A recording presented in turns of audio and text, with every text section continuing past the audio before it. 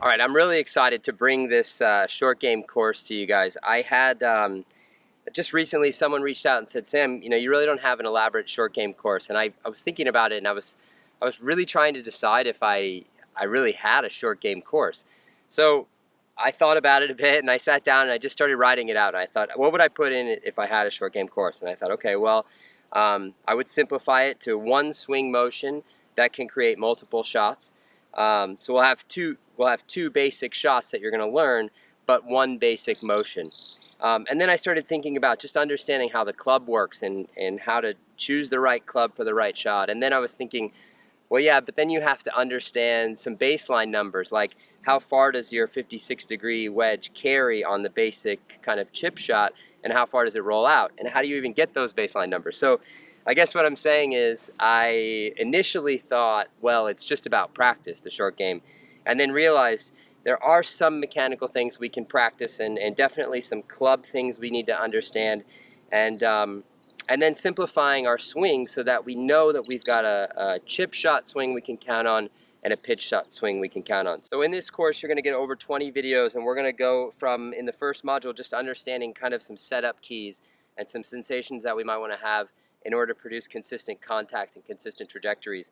You're going to learn about the golf club and how it works on a pitch shot, so understanding how your bounce and your grind on your wedges work to best help you understand how that chipping motion can be most successful.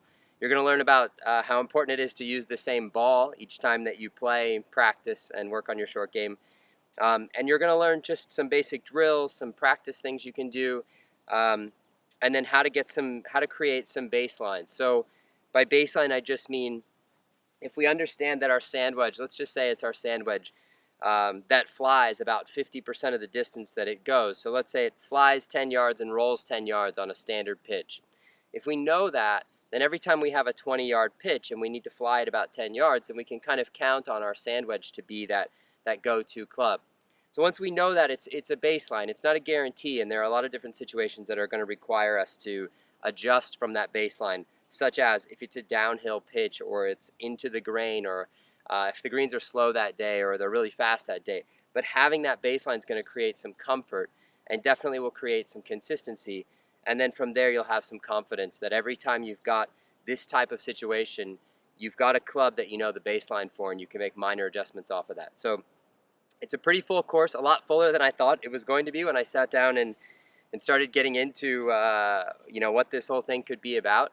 But I'm pretty happy with it. I think you guys are really going to enjoy learning about the clubs, the ball, all of these different conditions, and then also the practice drills. I think that's going to be really helpful. So we'll go ahead and get started. I hope you like it, and feel free to leave comments if you have any questions or insights as to how I can maybe improve upon it, or if I miss something, feel free to ask at any time.